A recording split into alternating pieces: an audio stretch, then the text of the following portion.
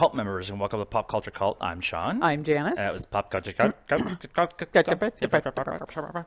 This review will be a lot less serious than the last one.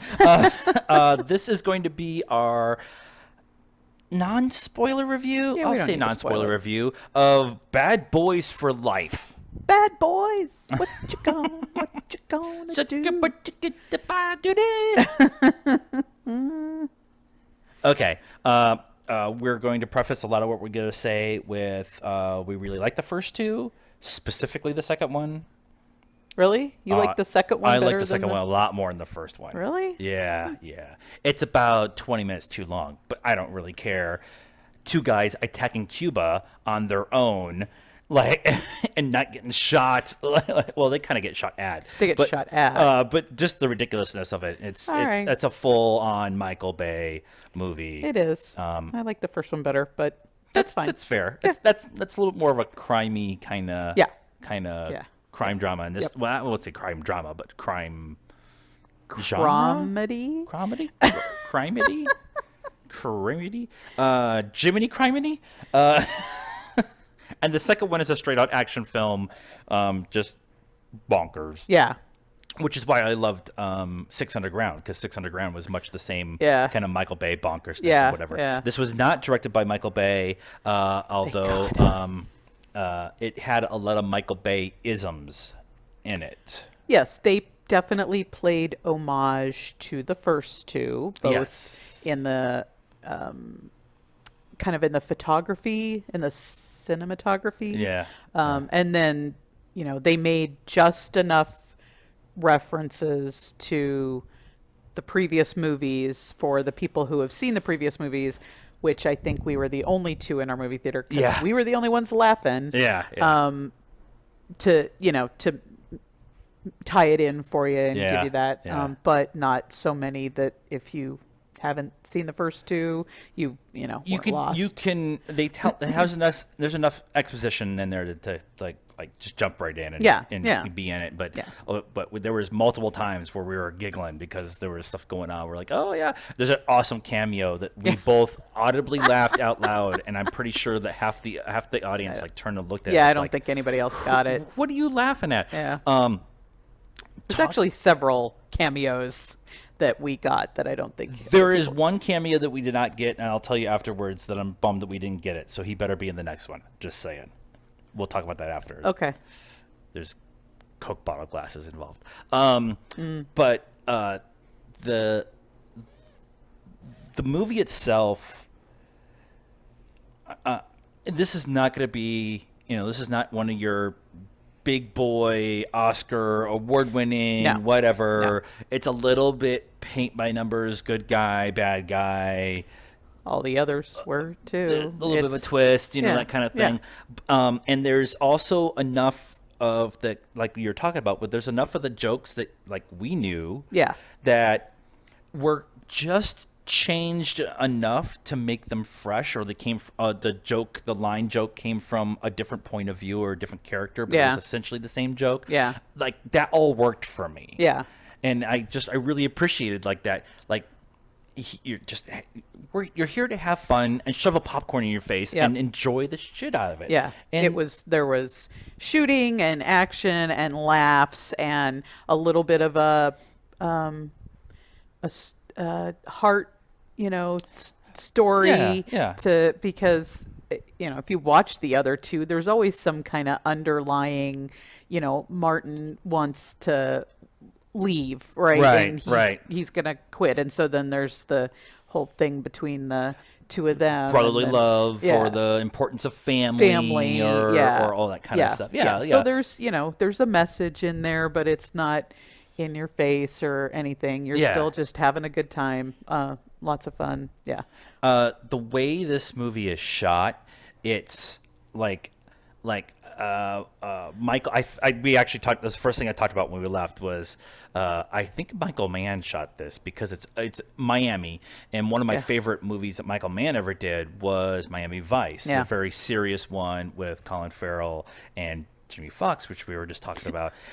And I kind of wish they would do another one, but that one is shot using Miami skyline as the backdrop to a lot of the scenes. Yeah. And they did that in this particular movie. Yeah. And I really love that because Miami's skyline, just with all the buildings and how they're all different colors, Yeah. and then the storms building up the background and the water and stuff. And all that. Yep. I just love the way that was done. And then the action scenes weren't overly ridiculous. Now, there is a certain level of ridiculousness that actually, when you get into these Bad Boys movies, there's a bit of ridiculousness in it. Yeah. Driving a Hummer down through shacks down a hill in Cuba. That kind of stuff. But the suspension of disbelief isn't too far to jump. Yeah. Yeah. It's not. Yeah. It's like, but you're not. Yeah, at no point was I like, that's not real. It's not Bruce Willis jumping onto a Harrier jump jet in the middle of Spaghetti Junction on the I-10 in L.A. Yeah, there's a certain level of I'm gonna just let that go. And one of the reasons I bring this up is because the opening scene is a great use of abuse of power ever. For cops abusing their power. Yes. However, I would like to point out they took a Porsche onto the beach. Right. What is wrong with you? That model might be 4-wheel drive. I know that they have, and Miami's got, Florida specifically has got drivable beaches. That's and stuff. Not the point. No. Well, they make the joke that it's a Porsche Carrera, right? Yeah. Like a GT3 or something like that. Beach, sand, it gets everywhere. That's what I'm saying. I hate sand, but the idea of this movie is just really this movie is about Martin Lawrence and Will Smith just being Martin Lawrence and Will Smith together. And they do embrace the fact that it's been 20 years since the last one or whatever. They're older, and they do embrace that. There's several jokes about and gags about them being older and maybe not quite at the top of their game anymore, but and that was fun too. That was fun to have, and I love the Rock and Kevin Hart's dynamic with each other and how they can kind of play off each other really well, and that kind of dynamic really happened with Will and Marcus way back in the day before we got Dwayne, and Dwayne was still wrestling at that point in time. And so I just like the dynamic between the two of them, and they really Marcus came out of Martin came out of retirement to do this movie. He was done acting, and he'd spent his time, and they talked him into coming back, and they tried for 2 years to get this movie made, and then they finally got it done, and I'm really glad that they did, because it made $68 million this weekend in 3 days. And everybody's all like who's clamoring for this kind of movie? Well, we just got bombarded with a month and a half or 2 months of award level movies outside of Star Wars and Jumanji, and people want to still go to the movies and have a good time, and they don't want to have to get we just did a review for Just Mercy, and getting smacked in the face with social justice stuff gets a little repetitive, so people wanted to go to the movies and have fun, and that's exactly what they did in this movie. Yep, absolutely. You're not agreeing? Huh? Yeah, there was something else I was going to say now. Okay. It's done. It's gone. It's done.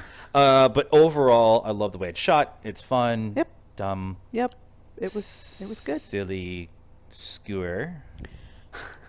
I am going to give this one a 4 as well. Really? For completely different reasons, but I mean I liked it, I think, better than 2. I think it might be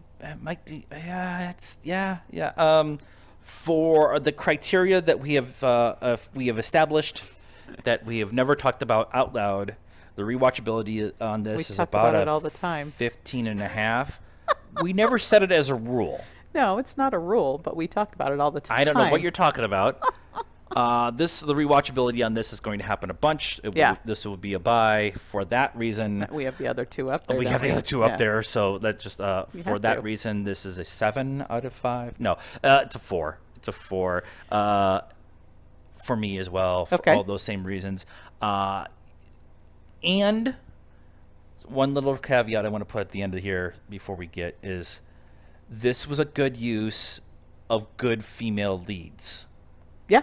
Which is something that I don't think really, once you get past the popcorn eating fun of this, the main officer that runs ammo is an old love interest of Mike Lowry, and they kind of talk about it, but she's not the reason like the previous one where the love interest for Mike Lowry is the one reason why they go to Cuba. She's actually like strong and whatever and everything. Right. And, yeah, she's out there kicking ass and the main bad guy is a woman. Right.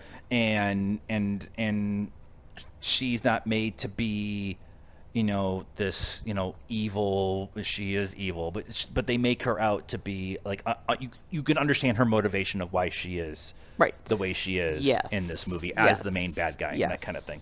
And so I thought that's just like, again, we've talked about this a lot. That's how you do representation. Right. You don't point out like we're just a strong female character. No, she's just a strong character. I didn't really even think about it until you just now pointed it out. Yeah. They were just good characters. Yeah, they were just good characters. And I would love to see more. I would love to see more of both of them. Yeah. I really would like to see that. So that is our thoughts on, we said scores, four. That's I need a cocktail. That's our reviews and our thoughts on Bad Boys for Life. Which one are we doing now? Let us know what you thought of the movie and our review of it. Like this video, subscribe to the podcast feed or to YouTube, hit the bell for notifications, and help us out on social media, Facebook, Instagram, sometimes Twitter, all of that jazz. And until next time, if we don't see you, good afternoon, good evening, and good night. What you gonna do? What you gonna do when they come for you?